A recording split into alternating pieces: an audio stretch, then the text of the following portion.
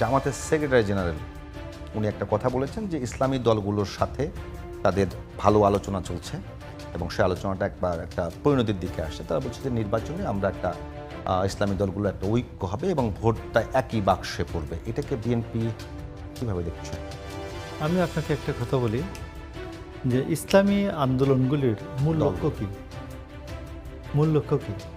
তার খেলাফত প্রতিষ্ঠা করবে, ইসলামী রাষ্ট্র প্রতিষ্ঠা করা, খেলাফত প্রতিষ্ঠা না, খেলাফত প্রতিষ্ঠা করবে। খেলাফত আমি ধরলাম তর্কের খাতিরে একটা টার্ম, রাষ্ট্র একটা টার্ম, একটা কথা বলছি যে উনি খেলাফত প্রতিষ্ঠা করবেন। তো খেলাফত প্রতিষ্ঠার পর কি আর নির্বাচন হবে না? জুনায়েদ সাকি, মুশাররফ ঠাকুর এদেরকে কি আর নির্বাচনে কেন্দ্রিত হতে দেবে? তো আমি তাকে তো এই যে বিএনপি বা অন্যান্য যে এই যে একটা সময় ধরে যে রাজনীতিটা চলছে, আমাকে যদি বলে যে খেলাফত মজলিসকে ভোট দাও বা এই খেলাফত আন্দোলনকে ভোট দাও বা ইসলামী দলকে ভোট দাও, আমি তো বলতে হবে তার মূল টার্গেট কি, এইটার সম্বন্ধে স্পষ্ট বলতে হবে, সুস্পষ্ট বলতে হবে, মুনাফেকি না, অন্তরে একটা আর মুখে আরেকটা, সুস্পষ্ট করে বলতে হবে আমি এটা চাই, খেলাফত প্রতিষ্ঠা করতে চাই। যদি বলে আমি বলবো যে তুমি ইলেকশনই করতে পারবে না, তুমি বিপ্লব করে আমাকে পরাজিত করে ইসলামী বিপ্লব করে তুমি খেলাফত প্রতিষ্ঠা করে ফেলো, আমি ভোটের জন্য আমার যদি ইচ্ছা হয় বাংলাদেশে থাকবো, আমার বউ বাচ্চা বাংলাদেশে থাকবো, আনলে অন্য দেশে চলে যাবো। তো সেইটা তুমি বিপ্লব করে আসো, তোমার জন্য তো ভোট না, ওর জন্য তো ভোট না, তো ইসলামী বিপ্লবের জন্য ইসলামী খেলাফত প্রতিষ্ঠার জন্য তো ভোট না, প্রথম কথাই ভোট না। সে খেলাফত প্রতিষ্ঠা হইলে কি ভোট করতে দিবে কিনা ওটা জিজ্ঞেস করে নাই, যে তুমি খেলাফত প্রতিষ্ঠা করলা, তুমি জিতে গেলা, জিটা বললা আমরা খেলাফত প্রতিষ্ঠা করে ফেললাম, এখন এই রাষ্ট্রে ভোট হবে কিনা, এই রাষ্ট্রে সে তো আর ভোট দেবে না। তো এইটা হলো মূল কথা। তো ইসলামী আন্দোলনের ক্ষেত্রে এইখানে মুনাফেকি আছে, এটা সুস্পষ্ট আইন করার জন্য আমি আমার পার্টিকে আমি বুঝাইতে পারি নাই, অন্যান্যদেরকে বুঝাতে পারি না, যে তাদেরকে সুস্পষ্ট করে বলতে বলেন যে সে কি চায়।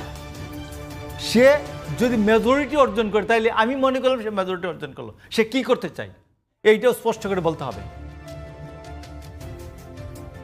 স্পষ্ট করে বলতে হবে। তো আমার স্পষ্ট কি, আমি যদি সংখ্যাগরিষ্ঠতা অর্জন করি আমি একটা কল্যাণমূলক রাষ্ট্র করব, এক।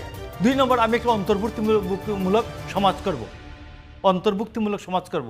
আমি ডেমোক্রেসি যেমন একটা টার্মস, ঠিক তেমনি অন্তর্ভুক্তিবাদ বা ইনক্লুসিভিজম আরেকটি টার্ম।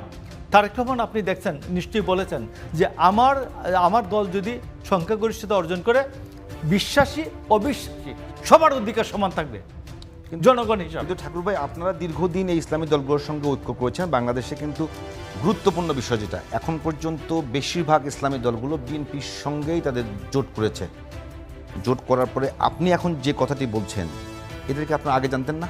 না, জানতাম।